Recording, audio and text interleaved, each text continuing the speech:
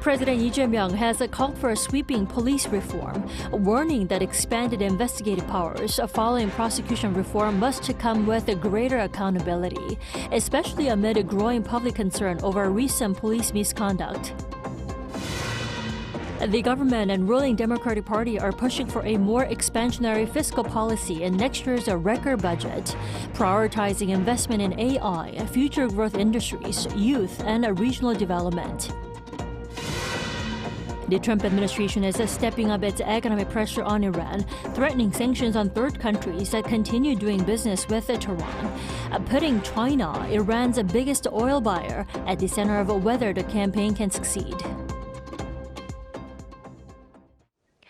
President Lee Jae-myung has called for police reform, citing public concerns over their greater investigative powers, following the nation's prosecution reform amid a recent police misconduct incidents. Yoon Jung-min starts us off. 최근에 경찰의 기강 해이 문제, 또 치안 문제에 있어서의 무책임 이런 것들이 꽤 문제가 심각하게 대두되고 있습니다. President Lee Jae-myung opened Tuesday's cabinet meeting by urging that the current system be overhauled in the wake of a series of police misconduct incidents, including the latest one where a police officer in Jeju was accused of falsely closing missing persons cases. He called for setting up a police reform body, as the agency will take on greater powers as a result of the prosecution reform. 지금 경찰이 아마 국가 기구 중에서 앞으로 가장 큰 권력을 행사하게 될 것 같아요. 과연 이 큰 권한을, 그 책임을 충분히 이행할 만한가에 대해서 의구심이 생기기 때문에 앞으로 경찰을 어떻게 개혁할지. Citing growing public concerns, he instructed his prime minister to draw up measures after collecting public opinion. The government and the ruling Democratic Party have been pushing ahead with their criminal justice reform after stripping prosecutors of their power to investigate and expanding police authority. Critics have called for safeguards to hold growing police powers in check. The president also encouraged holding related police supervisors accountable for failing to properly oversee their staff. Yoon Jung-min, Arirang News. U.S. President Donald Trump appears to be renewing his outreach to North Korea's Kim Jong-un, while the top diplomats of Seoul and Washington reaffirmed their commitment to peace on the Korean Peninsula. Kim Do-yeon reports. No words, just pictures. U.S. President Donald Trump on Monday local time posted 3 photos on social media of his past meetings with North Korean leader Kim Jong-un. This comes as Trump has been reaching out to Kim on social media since early last week, to which the regime has yet to officially respond. As hopes for the resumption of talks between the two sides grow, South Korea is gearing up for its role as a mediator. In fact, late Monday Seoul time, Foreign Minister Cho Hyun and his U.S. counterpart Marco Rubio held a phone conversation where South Korea's top diplomat said the government will do its utmost so that messages from the United States lead to resumed dialogue and peace on the Korean Peninsula. The two also took time to discuss alliance coordination in general, including possible cooperation in the Strait of Hormuz. But what caught the public's attention was the lack of the term denuclearization in the conversation between the two, a shared goal for some time when it comes to North Korean policies. However, things are changing as the Trump administration tries to bring Kim back to talks. In a phased approach, Stage 1 is a nuclear halt, which essentially means no nuclear tests or ICBM launches. Once a certain level of trust is built, Stage 2 is reducing the number of nuclear weapons. If relations between Washington and Pyongyang normalize, a peace treaty is signed, and we move toward establishing a peace regime on the Korean Peninsula, we can then proceed to full dismantlement in line with that timing. Meanwhile, the Kim Jong-un regime continues to ignore Washington's overtures while advancing its nuclear capabilities and deepening military ties with Russia. Seoul and Washington plan to hold in-person consultations soon to coordinate policy toward the Kim Jong-un regime. Kim Do-yeon, Arirang News. And the U.S. Pentagon has awarded Boeing an on-demand contract for F-15 fighter jets worth up to $131 billion. Now, according to Reuters, the U.S. Department of Defense has said that the 10-year agreement covers production and includes foreign military sales to countries like South Korea. This suggests Seoul is guaranteed a direct channel to secure continuous performance upgrades.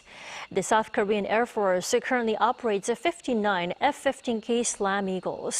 The framework allows allied militaries to order maintenance and systems integration whenever necessary.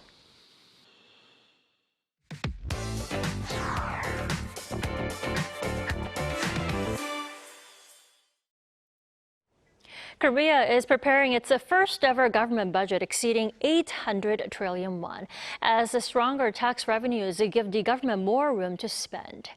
The government and the ruling Democratic Party have agreed to focus that additional fiscal capacity on AI and advanced industries, young people, and regional development.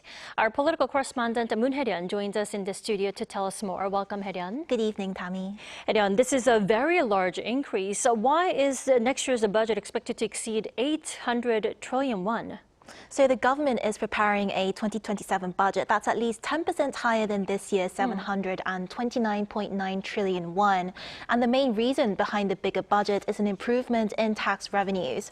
The semiconductor boom has boosted corporate tax receipts, while stronger stock markets have increased securities transaction tax revenues. The government had previously estimated next year's national tax revenue at just above 400 trillion won, but the planning authorities now expect it to be more than 100 trillion won higher, with figures above 600 trillion won even being discussed. The government says it does not want to simply spend that extra revenue. Instead, it plans to use the stronger fiscal position for longer-term investment. President Lee Jae-myung made that point at a cabinet meeting on Tuesday, calling for a shift towards what he described as productive fiscal policy. 지금은 눈앞에 재정 수치 관리에 매몰되는 우를 범할 때가 아닙니다. 소중한 미래 재원을 보다 효율적이고 또 생산적인 분야에 투입해서 지금의 10,000원을 내일은 10만 원, 또 그 후에는 100만 원으로 키우는 그런 지혜가 필요합니다. Then, Hae-ryun, let me ask you the ultimate question. Where is the government exactly pulling all that money, 800 trillion won?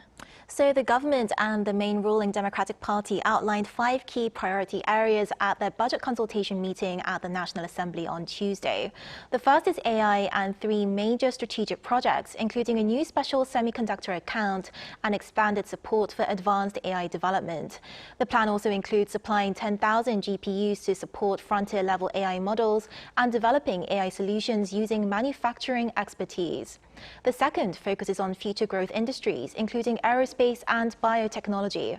Funding for research towards a 2030 lunar landing will be expanded, while support for autonomous vehicles and electric vehicles will also increase. The third is support for young people at different stages of their lives. One proposal would allow university students to receive academic credit for completing a semester-long internship before graduation. The government also plans to expand child support into a broader child basic allowance. The fourth targets regional and income inequality. The plan includes special subsidies for major companies relocating outside the Seoul metropolitan area, as well as funding for regional growth centers. Regional public universities could receive full tuition support, while a special account would be created for essential medical services outside the capital region. The fifth priority is public safety, including higher pay for junior military officers and support for strategic security and supply chain measures. The ruling party says the government will combine those investments with cuts to less urgent spending. We will make bold adjustments to the spending structure and concentrate investment on strategic areas. And once the proposal reaches Parliament, what will lawmakers be watching most closely, Hae-ryun? So the government plans to submit the budget proposal to the National Assembly just ahead of the regular parliamentary session, which begins in September. It will then go through the Budget and Accounts Committee before lawmakers vote on it, with December 2nd the legal deadline for passage. The ruling Democratic Party says it intends to meet that deadline, but the scale of the spending is likely to trigger debate over where cuts should be made elsewhere and whether the government should pursue more active fiscal spending. One key issue will be the proposed Future Response Fund, with questions remaining uncertain over how the fund will operate and how much discretion the government will have over its use. Planning and Budget Minister Park Hong-kun rejected suggestions that it could become a kind of government discretionary fund, saying the National Assembly's constitutional and legal authority to review the budget would be respected. So the coming parliamentary budget review will test not only the size of the budget, but also how lawmakers balance immediate spending needs with longer-term investment. We'll have to close an eye on how lawmakers shape the government's spending plans. Arirang, thank you for the coverage, as always. Thank you for having me.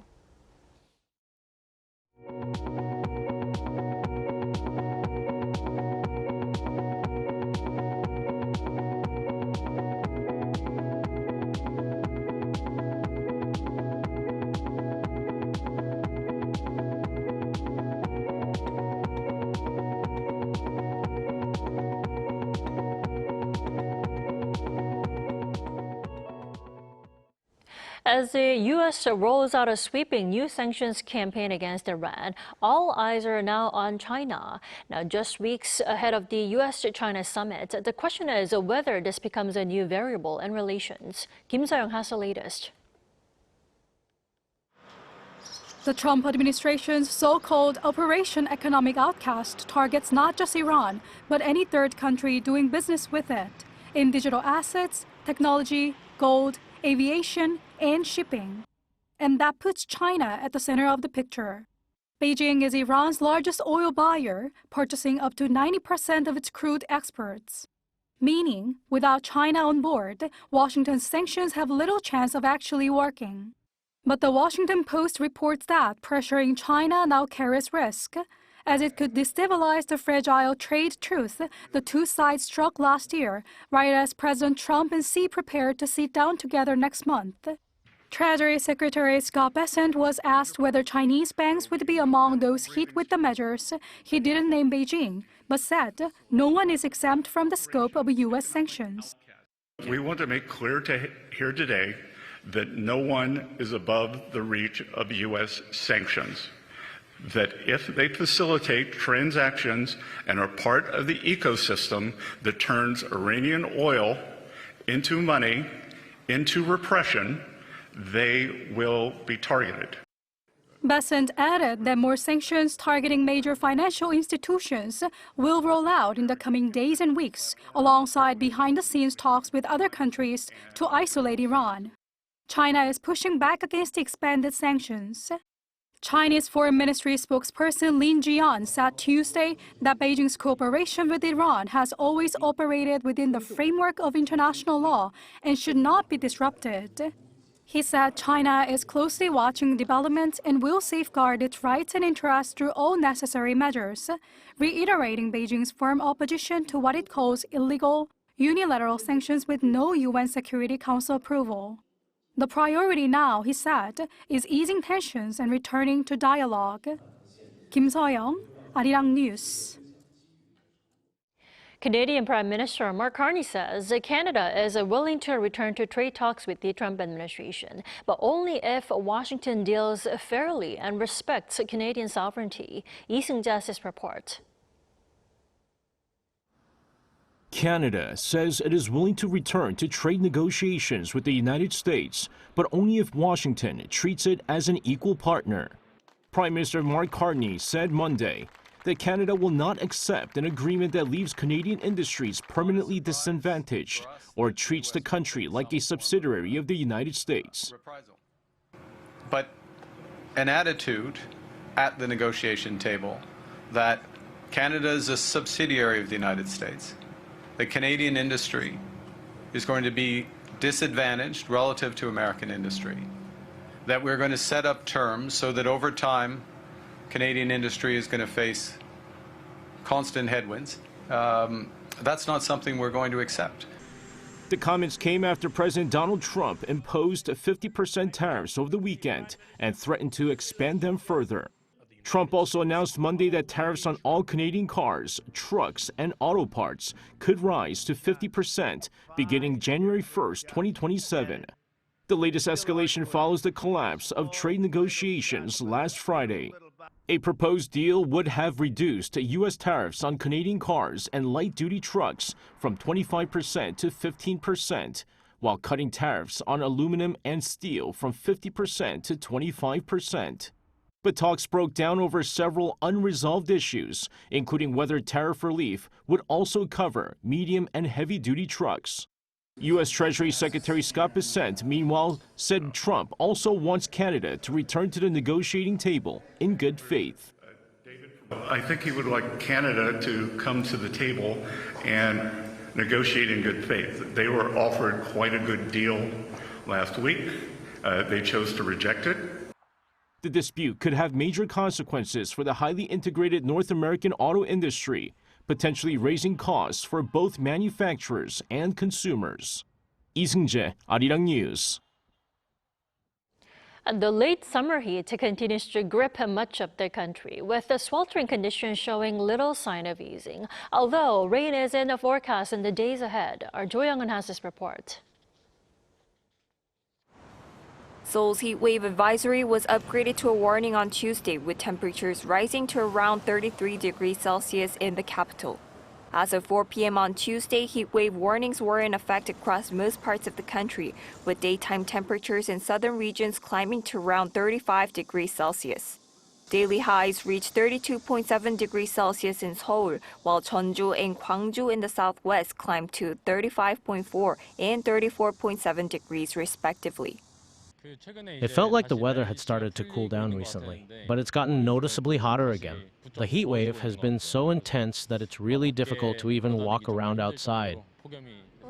I think it feels a little hotter today. August also seems to be hotter this year compared to previous years. According to the Korea Meteorological Administration, the number of heat wave days across the country has already exceeded 20 this year, nearly twice the average for this time of the year.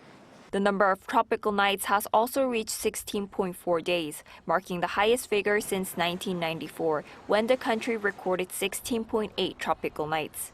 According to the Korea Disease Control and Prevention Agency on Tuesday, 74 people sought treatment for heat-related illnesses on Monday, with no death reported. That brings the total number of heat-related illness cases this summer to 3,732 as of Monday, including 33 deaths. At the same time, several typhoons are developing over waters south of the Korean peninsula.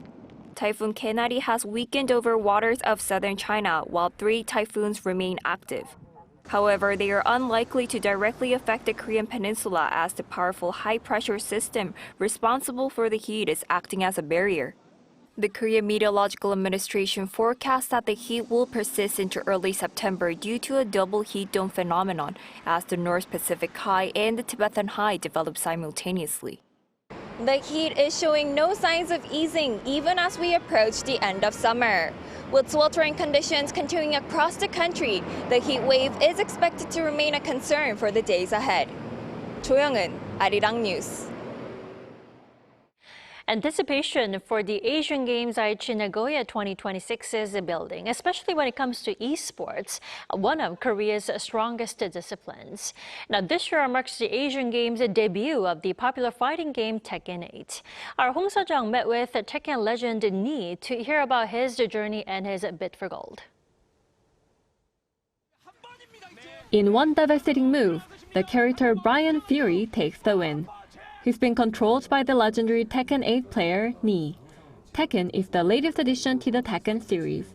The fighting game has been added to the esports genre of the Asian Games 2026 for the first time. Bae Jae-min, better known as Ni, will represent South Korea as its sole Tekken 8 player. A veteran with more than 100 wins in major competitions, Ni said he's excited to see Tekken 8 make its Asian Games debut. If you had told me 20 or 30 years ago that there would be an Asian Games and even a professional league for this, I probably wouldn't have believed you. It's still amazing to me that I'm here representing my country. Fighting games didn't always get as much attention as other major titles, but now I feel like we're finally seeing a real boom in the genre. Tekken 8 will feature in the Asian Games as part of the 3-game team event, where each country will field one player in Street Fighter 6, Tekken 8, and the King of Fighters 15, with the results across all 3 titles combined to determine the winning team. I think we have a really well-balanced team overall. I hope we can build on each other's strengths and create good synergy across the different fighting games. Despite some concerns surrounding the aging curve as he passed 40, Ni is full of confidence. Being able to read your opponent quickly is really important, and that's a skill that gets better with experience. He also expressed his determination to make his mark. I want to be remembered as Ni, an Asian Games gold medalist, and I want to create a moment where Korea stands on top.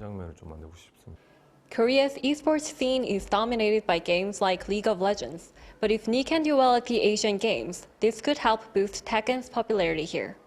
Hong Seo-jung, Arirang News.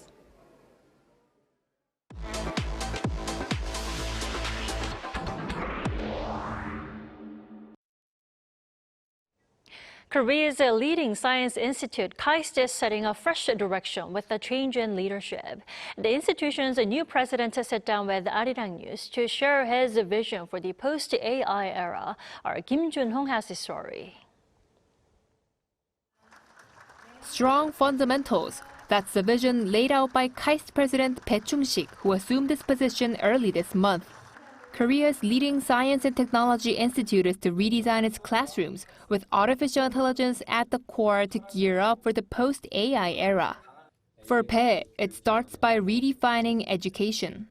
The days of simply passing on knowledge through lectures are over. KAIST will lead educational reform through AX, or AI-driven transformation.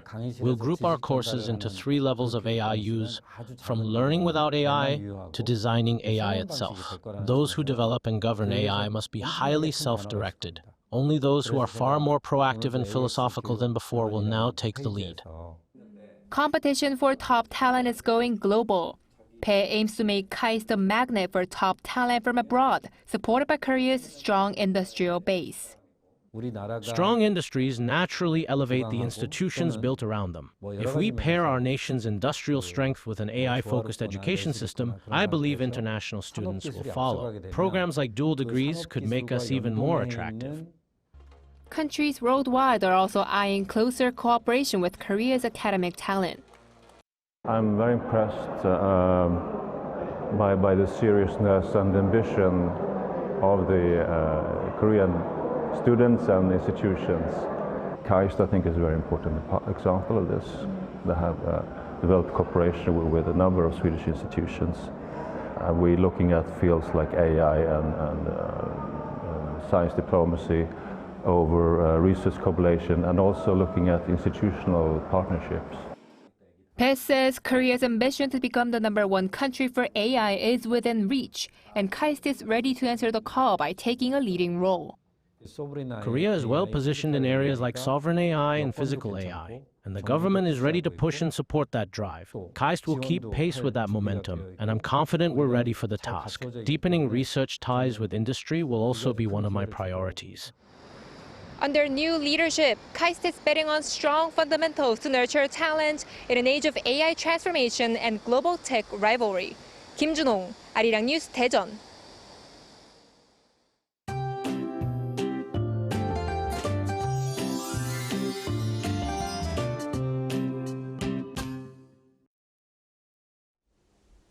It seems that late summer heat will continue, with high humidity adding to the discomfort. Heatwave alerts are in place across most of the country, while tropical night advisories remain in effect for some urban and coastal areas. With the heat continuing both day and night, it's important to take extra care of yourself and stay hydrated. Tomorrow, skies will turn cloudy across central parts of the country. Scattered showers will move through the northern and central areas between the morning and evening, bringing 5 to 60 millimeters of rain. And as for temperatures, Seoul will start the day at 25 degrees Celsius, Chuncheon 23 and Busan 26 degrees. Then by the afternoon, Seoul will get up to 31 degrees, while the southern parts of the country with no rain, Daegu and Gwangju will soar to 35 degrees. Looking ahead, rain will move in across the country on Sunday, giving us a break from the heat. Now here's a look at the weather around the world.